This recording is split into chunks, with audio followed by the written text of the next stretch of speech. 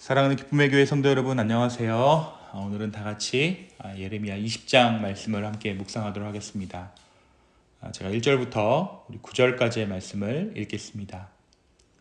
임멜의 아들 제사장 바수훌은 여호와의 성전의 총감독이라. 그가 예레미야의 이 일 예언함을 들은지라. 이에 바수훌이 선지자 예레미야를 때리고 여호와 성전에 있는 베냐민 문 위층에 목에 씌우는 나무 고랑으로 채워 두었더니 다음날 바수훌이 예레미야를 목에 씌우는 나무 고랑에서 풀어주매 예레미야가 그에게 이르되 여호와께서 너의 이름을 바수훌이라 하시고 마골 및 사빕이라 하시느니라. 여호와께서 이와 같이 말씀하시되 보라, 내가 너로 너와 내 모든 친구에게 두려움이 되게 하리니 그들이 그들의 원수들의 칼에 엎드러질 것이요 내 눈은 그것을 볼 것이며 내가 온 유다를 바벨론 왕의 손에 넘기리니 그가 그들을 사로잡아 바벨론으로 옮겨 칼로 죽이리라. 내가 또 이 성읍의 모든 부와 그 모든 소득과 그 모든 귀중품과 유다 왕들의 모든 보물을 그 원수의 손에 넘기리니 그들이 그것을 탈취하여 바벨론으로 가져가리라. 바수라, 너는 내 집에 사는 모든 사람이 포로되어 옮겨지리니 너가 바벨론에 이르러 거기서 죽어 거기 묻힐 것이라. 너와 너의 거짓 예언을 들은 내 모든 친구도 그와 같으리라 하셨느니라. 여호와께서 주께서 나를 권유하심으로 내가 그 권유를 받았사오며 주께서 나보다 강하사 이기셨으므로 내가 조롱거리가 되니 사람마다 종일토록 나를 조롱하나이다. 내가 말할 때마다 외치며 파멸과 멸망을 선포하므로 여호와의 말씀으로 말미암아 내가 종일토록 치욕과 모욕거리가 됨이니이다. 내가 다시는 여호와를 선포하지 아니하며 그의 이름으로 말하지 아니하리라 하면 나의 마음이 불붙는 것 같아서 골수에 사무치니 답답하여 견딜 수 없나이다. 아멘. 오늘 우리가 예레미야 20장의 말씀을 함께 묵상합니다. 지난 금요일 말씀을 통해서 예레미야 선지자가 예루살렘의 장로들과 어른들에게 이 토기를 깨뜨리며 예언했던 말씀을 함께 나누었습니다. 하나님께서 예레미야 선지자에게 토기장에게 가서 토기 하나를 사게 하시고 그 토기를 깨뜨리게 하셨죠. 그리고 그 깨어진 토기처럼 그들이 돌이킬 수 없는 죄악을 범하고 있음을 그 장로들의 눈으로 확인하게 하십니다. 오늘 말씀 예레미야 20장은 이런 예레미야의 경고에 대한 이스라엘의 반응에 대해서 전하고 있습니다. 예레미야가 여호와의 집, 그러니까 성전 뜰에서 말씀을 전할 때 당시 성전의 총감독이었던 바수훌이 그것을 듣고 예레미야를 박해하였습니다. 그는 예레미야를 때리고 밤새도록 나무고랑에 채워두었습니다.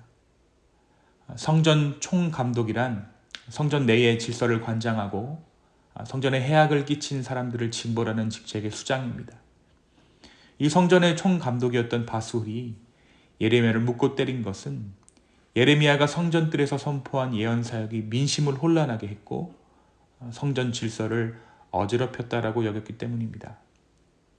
이것은 마치 예수님이 그리고 바울이 당했던 그 누명과 그 고난과 유사한 면이 있는 것 같아요.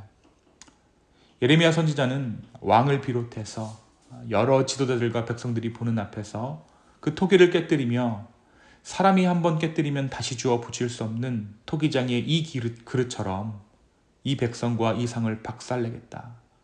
시체가 너무 많아 도벳에 묻을 것이 없을 것이다 라고 예언함으로써 유다의 파멸이 돌이킬 수 없음을 분명히 했습니다.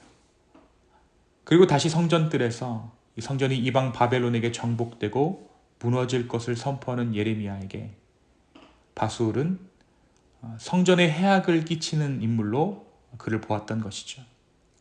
그래서 그 명분을 가지고 예레미야를 폭행하고 목에 나무고랑을 채워 감금했습니다. 한편 이 6절 말씀을 참고해 보니까 아마 이 바수홀이 예레미야의 예언으로 흐트러진 백성들의 마음을 고쳐잡기 위해 거짓 예언을 했던 것 같아요. 그는 이스라엘의 평안과 평화에 대해서 예언했습니다. 그는 민족이 멸망당할 것이고 바벨론에게 항복하는 것이 하나님의 뜻이라고 말하는 예레미야의 예언은 틀렸고 거짓이라고 말합니다. 하나님은 좋으신 하나님이시다. 그래서 반드시 우리에게 평안을 주실 것이다. 라고 그는 이야기하죠. 부정적인 말을 전하는 예레미야, 그 예레미야가 하나님의 거짓 선지자라는 것입니다. 바술이 예레미야를 박해한 이 사건은 당시 유다 백성들과 지도자들이 하나님의 말씀에 대해서 어떠한 태도를 가졌는지 단적으로 보여주는 것이라고 할 수 있습니다. 예레미야는 회개하며 하나님의 말씀에 순종해야 한다라고 눈물로 이야기하지만 사람들은 자신들이 듣고 싶지 않은 말을 출처에 상관없이 그 말씀을 인정하지 않아요. 그리고 듣고 싶은 말만 골라서 취사 선택합니다. 근거 없는 긍정, 하나님 없는 소망에 그들이 귀를 기울였던 것이죠. 예레미야는 이러한 현실을 두고 다시 한번 탄식할 수밖에 없었습니다. 오늘 우리가 읽은 이 7절 이후부터는 이러한 상황에 놓여진 예레미야의 절절한 탄식이 이어집니다. 근데 이 고뇌가 참 솔직하고 흥미로워요. 7절에 주께서 나를 권유하심으로 라고 예레미야가 이야기하죠. 근데 여기서 권유하시다 라는 원어적 의미는 꿰어내다, 꿰다, 꼬드기다 라는 뜻입니다. 그러니까 주님께서 나를 꼬드겨서 내가 하나님의 길로 행할거늘 사람들은 오히려 나를 조롱합니다 라고 지금 예레미야가 하나님 앞에 이야기하고 있는 거예요. 지금 내가 이 길을 하나님 때문에 하나님께서 나를 꼬드겨서 이 길로 왔는데 이 길은 가시밭길입니다. 이 길은 너무나도 고된 길입니다. 사람들은 나를 조롱합니다 라고 예레미야가 자신의 심경을 하나님 앞에 토해냅니다. 아마도 예레미야는 하나님의 살아계심을 두고 두 가지 감정을 느꼈을 것입니다. 그분이 하나님이시기에, 그분이 진리이시기에 하나님께서 백성들에게 하라는 그 말을 전하지 않을 수 없었지만 그 전하는 말씀이 오히려 자기를 곤란하게 하고 사람들이 오히려 자기를 비난하는 그러한 상황에서 이 사실을 토로할 대상이 다시 또 하나님이라는 사실이 예레미야는 한탄스러웠을 거예요. 예레미야 심정이 굉장히 복잡했을 것입니다. 사랑하는 성도 여러분, 평안과 평강, 그것은 우리가 예수 그리스도를 믿고 구원 얻은 자로서 마땅히 누리는 복이며 주님께서 주시는 특권입니다. 그러나 그 평안은 주님께서 주관하시는 영역입니다. 주님 없는 평안은 평안이 아니라 오히려 죄인 것이죠. 이스라엘은 죄악 가운데 거하며 그들이 안전할 것이라 말했습니다. 오히려 그 죄가 주님의 은혜라고 말하고 있는 것입니다. 교회는, 저와 여러분은 이러한 상황 가운데 진리를 말해야 하는 사명이 있습니다. 우리가 세상을 봤을 때 과연 예수님이 필요한가요? 필요하지 않습니다. 예수님이 안 계셔도 완전하고 예수님이 안 계셔도 너무나도 평안합니다. 오히려 예수님이 계시면 그들의 마음이 불편해서 그러니까 예수님을 거부하고 있는 것이죠. 이스라엘은 죄 가운데 거하면서 그 죄가 주는 평안을 은혜라고 말하고 있습니다.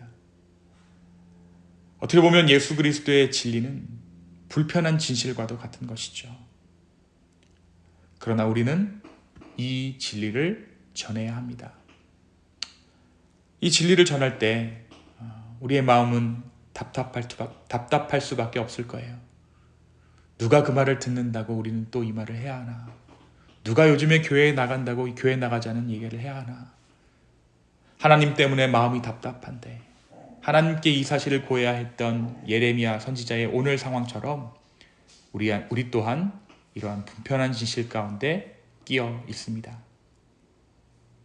그러나 이 예레미야 선지자를 통해 우리가 알 수 있는 것 한 가지는 우리가 이렇게 답답한 우리의 심경을 하나님께 토로할 수 있음이 큰 은혜라는 사실입니다.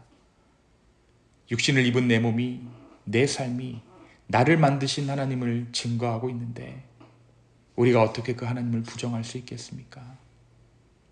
때로는 주님이 우리가 원하고 찾는 그 평강을 잠시 우리에게서 거두어 가신다고 할지라도 그분은 우리의 하나님이시고 그분은 우리의 창조주 되십니다.